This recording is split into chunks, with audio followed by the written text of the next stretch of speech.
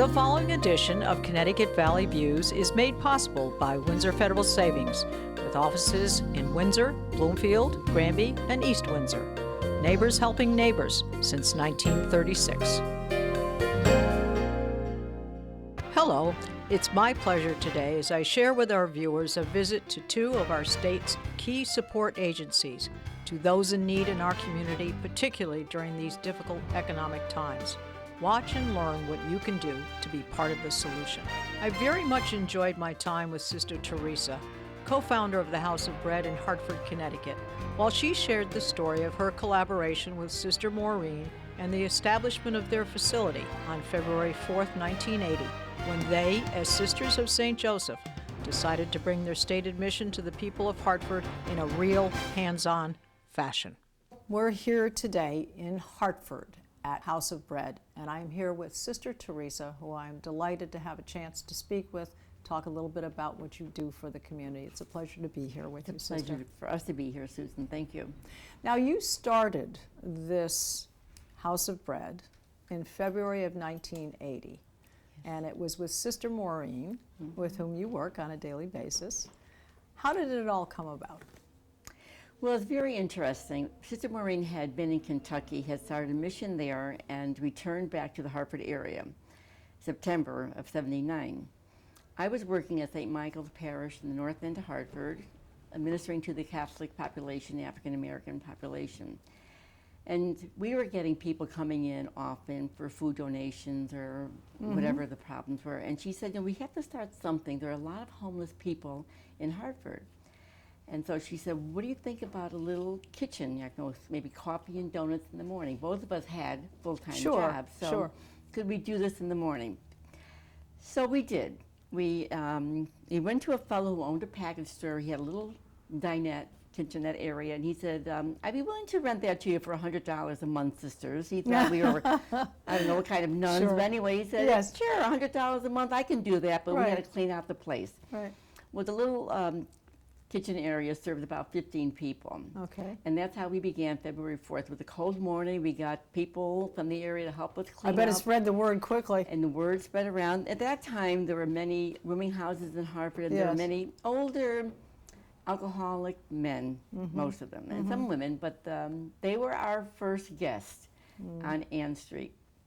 And then when did you move to this particular location? Well, in 1990, we came here. Okay. We were there about 10 years at the soup kitchen. We started a program for women and children. We were seeing many women coming in and with their children for food. And we said, there must be something we can do to help them with parenting skills. And that's how we began. We started parenting skills in English as a second language.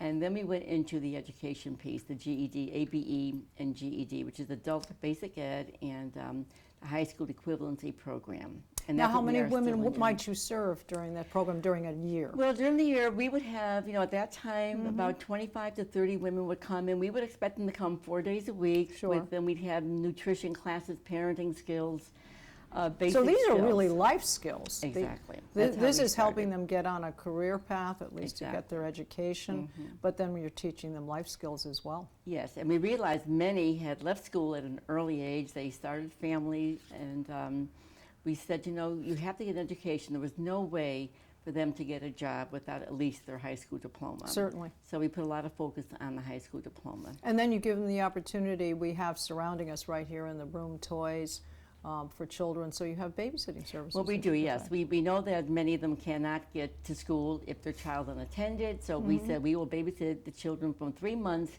to 4 years of age, preschoolers, and that has worked out well.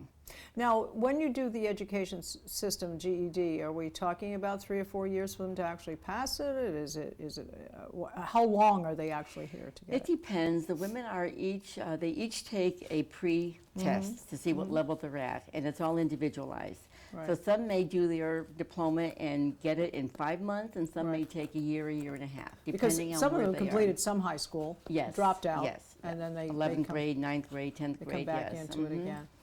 Come back into it again.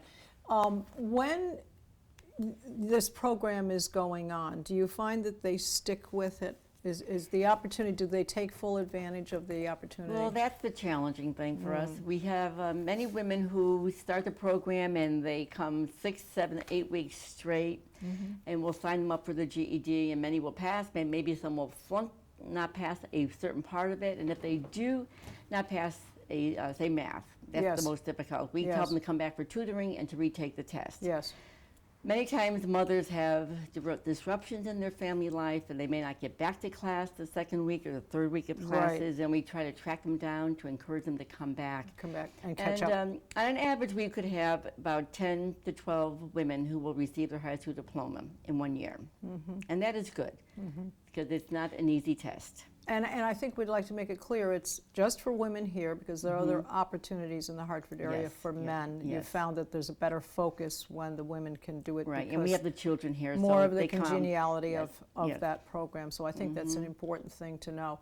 Now, you spread the word. This is by word of mouth. People find out about you, but you do some... We do some leafleting. We put them in libraries. We advertise in our little newsletters that we have the program going. And word of mouth, it's a big, big influence. That's a big influence.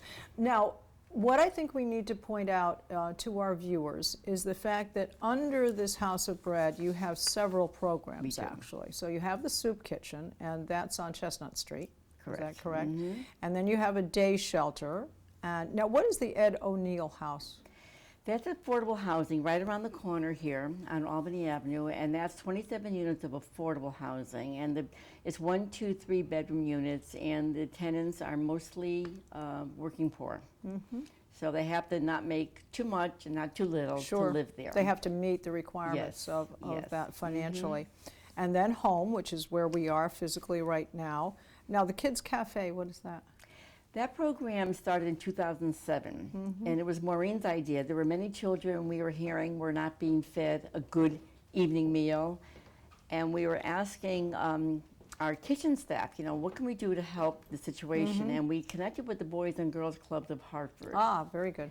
And we were able to locate, they came to us after a while, 4 locations whereby we deliver food to the Boys and Girls Clubs, and they're fed an evening meal, 5 o'clock, a hot meal that's provided by our soup kitchen staff. Now, the soup kitchen staff, are they a paid staff, a volunteer staff? We have 2 certified chefs, and we have 2 people who are on paid staff. That we have a group of wonderful volunteers who help us do preparation. All right, let's talk a little bit, because we know people think about this during the holidays, people needing food, people wanting Thanksgiving meals, people wanting Christmas meals and so forth. You're here all year round, and you're providing these facilities to people. What can the public out there do? They can go on your website. Can they donate money? Can they donate food? Can they donate toys? What kinds of things can we... We're always in need of money. Okay. All right. Well, no, but that's more fine. importantly, we appreciate volunteers who come and help us serve a meal, who come and help prepare a meal, peel potatoes, do any kind of preparation. And of course, we do accept donations. We are always in need of sugar, coffee, spices, paper goods, napkins, toilet tissue, paper towels, all those. Now, along with donations from the public, what about, are you funded by the state at all? We get some funding. Our day shelter receives a small grant.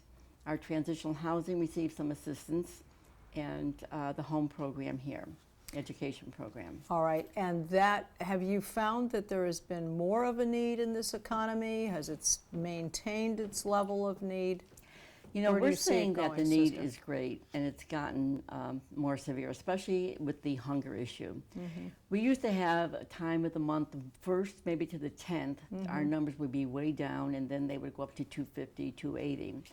We're seeing now at the beginning of the month, a good number of people are still coming. I think they've been cut, food stamps have been cut, number one, and they're saying if they can get a free meal and put their money toward the end of the month and save money on something else, then they will take advantage of our feeding site. Sure. So we don't see a great reduction in numbers at the beginning of the month any longer as we used to. Yes.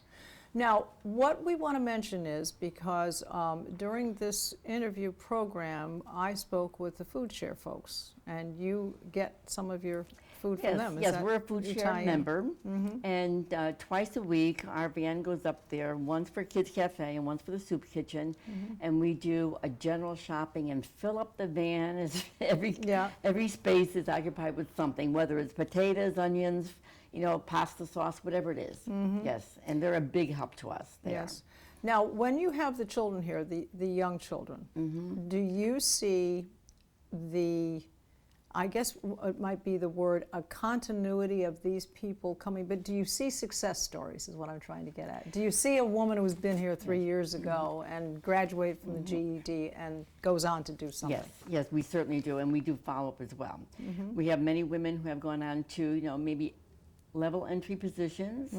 Some have gone to work in the state in a few positions, so we do, and they keep in touch with us, let us know how they are doing. See, I think that's important to know, so because you come into a person's life at a certain time when they have great need, and the continuity of knowing and seeing that carries out a long way out.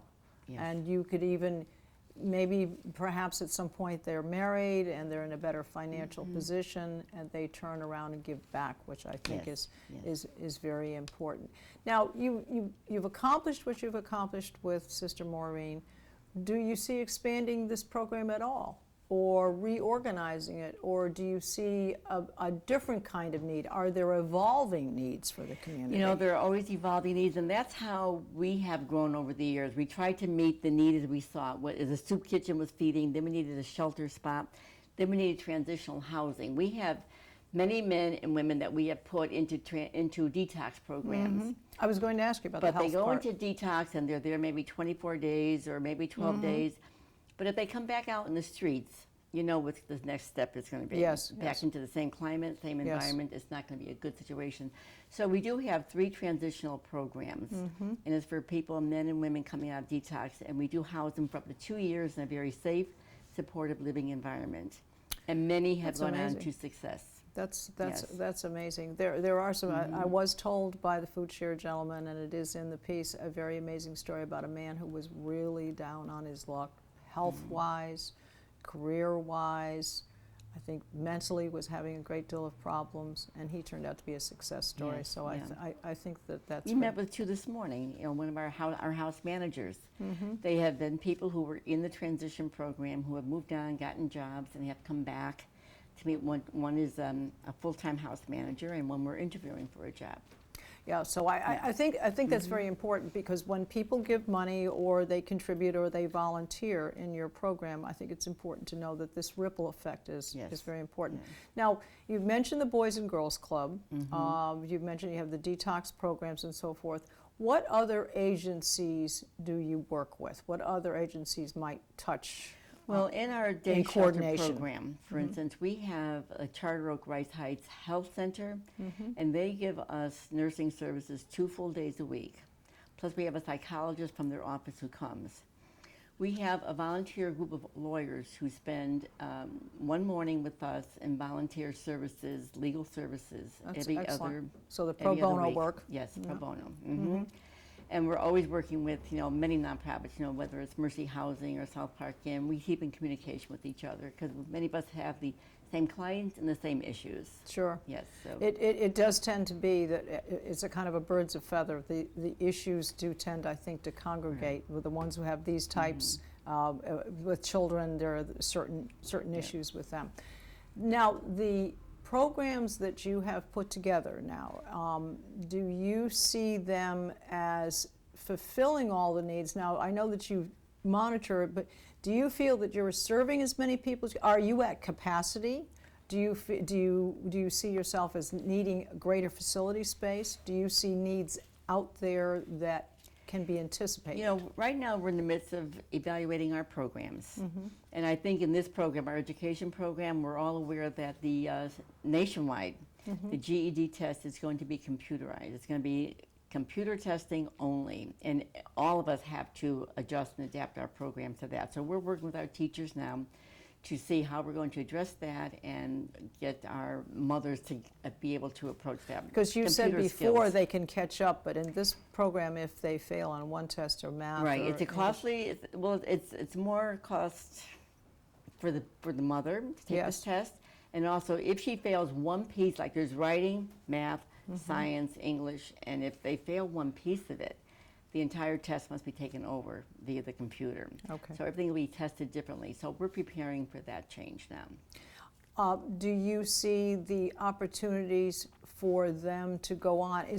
Are there financial opportunities that once they pass that and they want to go to a community college, is there any funding for that? Yes. Scholarships of any kind? Yes, there are. And we work in connection with Capital Community right down the street here. And there are scholarships available and there's financial aid available to many of our women. Yes. Well, so what you really have done is not only the life skills, but you've given people hope. You've given the opportunity to expand their life. You've given them the opportunity to raise their children in a healthful manner. You are providing legal assistance. You are providing nutritional benefits to people and their children.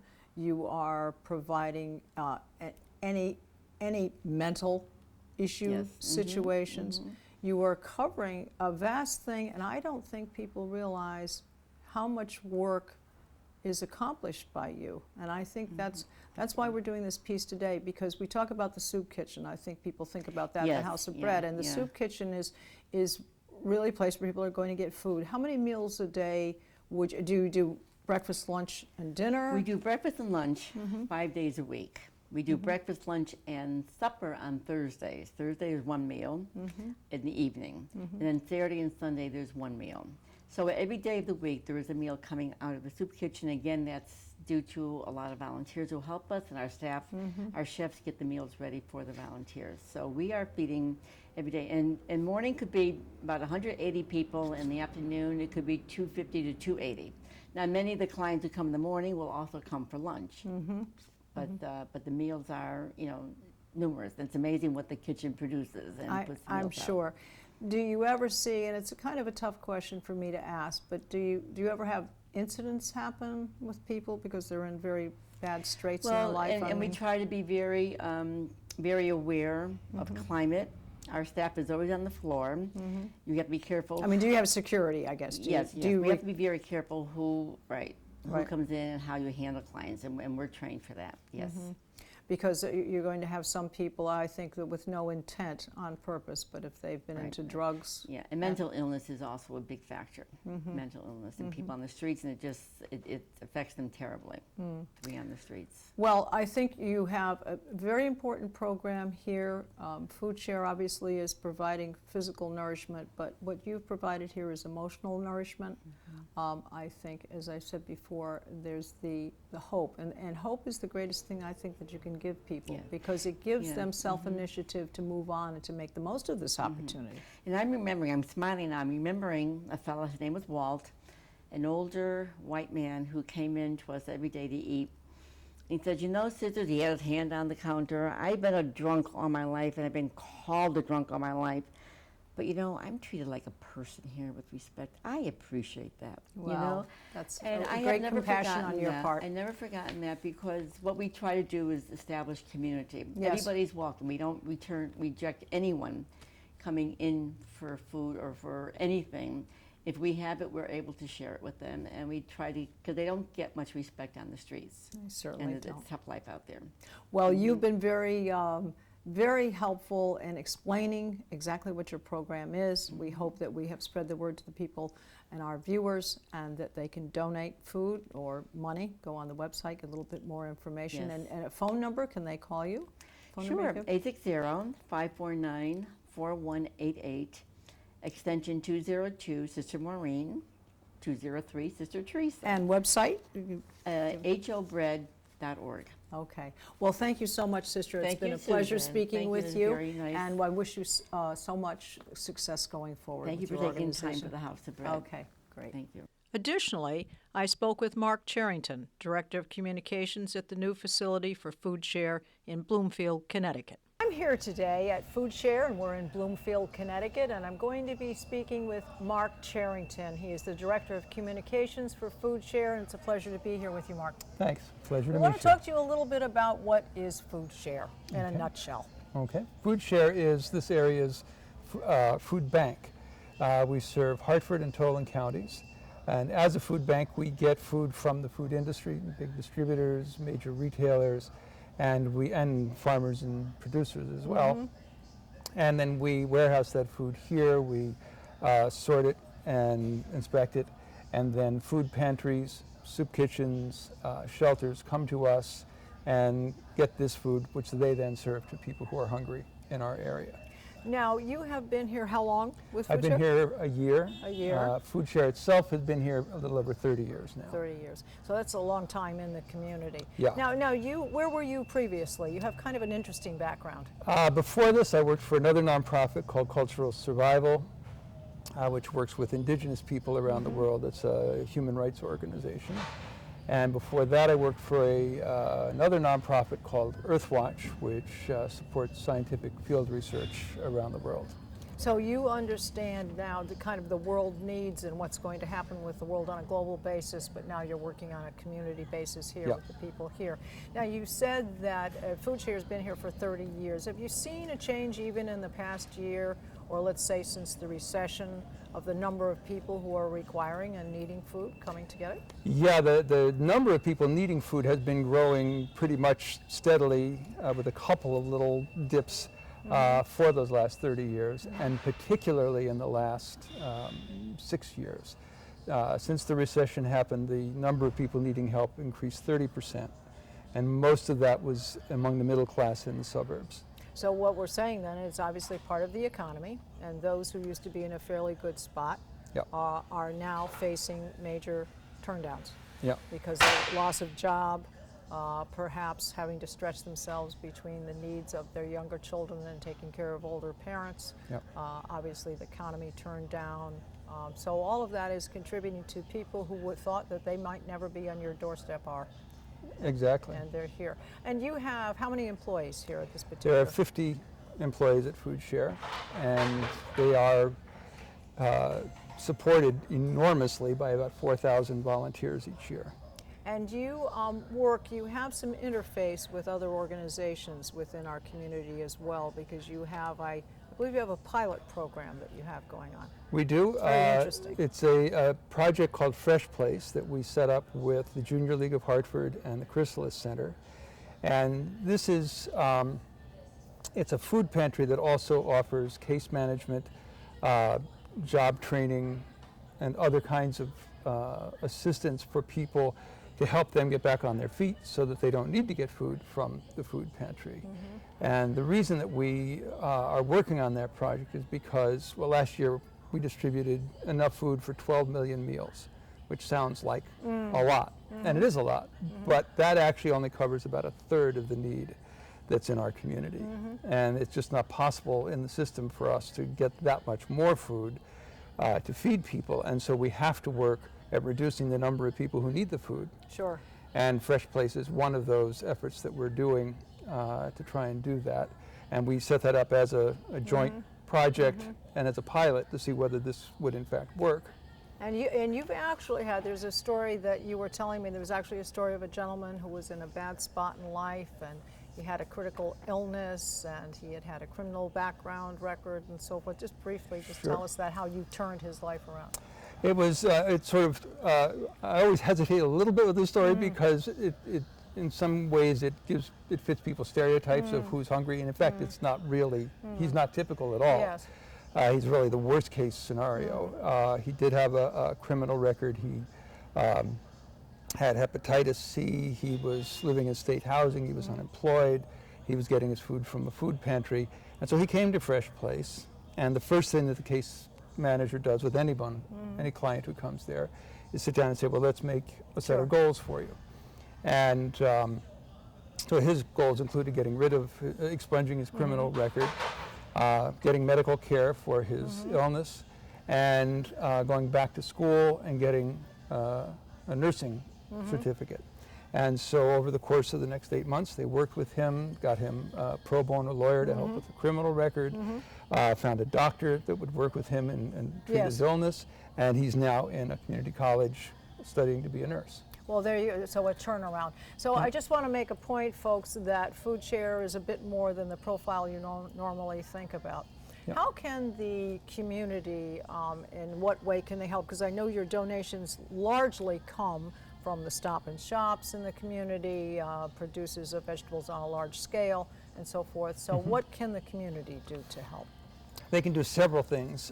One, even though we have 4,000 volunteers, almost 4,000 volunteers a year, that's not enough. We need many more volunteers. And volunteers here do an enormous range of things. They do food handling and sorting for us.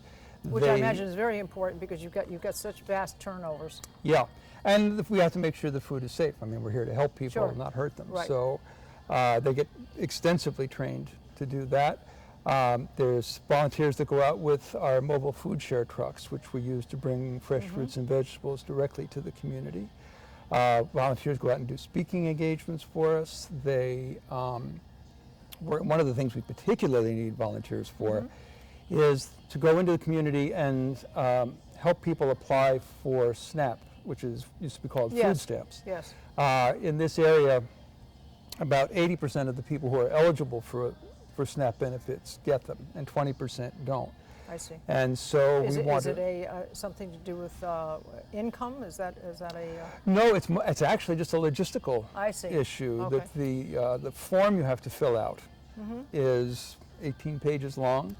You have to go to a Department of Social Services I office see. to fill it To out. validate your situation. Have all kinds of paperwork with you, and so it means taking a day off of Sure. work, spending hours down there, Sure. filling out this difficult form, and people just, if you're working a minimum wage job, you can't take a day off Yes. to go do that. Yes. So what we do is we have these trained volunteers, and they go out into the community. They'll go to a community center somewhere, a public building, and we'll have an announcement that they're going to be there. And folks come in and they'll sit down with them and go through their paperwork, help them fill out navigator, the as it were. application. Yeah, Yeah, and so- then we submit the form for them.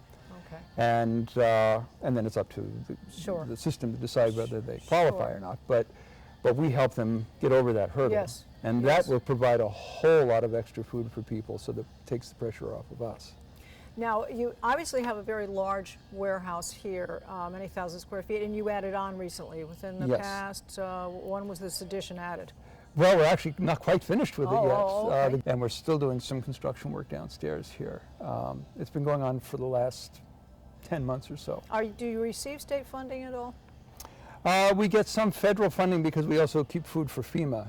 If there's a disaster A here, some of the disaster. food is stored So here. another interesting profile Yeah. excerpt for Foodshare, so it's wonderful. But let's have the public know what your website is so they can go there if they Sure. need help or if they want to find out if they can be a volunteer, if you can give that website. Yep, it's www.foodshare.org. You can sign up to be a volunteer there. You can make a donation, which we desperately need. Well, it's been a pleasure, and we thank you so much for your time and Thank all the you. good work and effort that you're doing for our community. It's a pleasure. All right, and thank Thank you. you from Foodshare.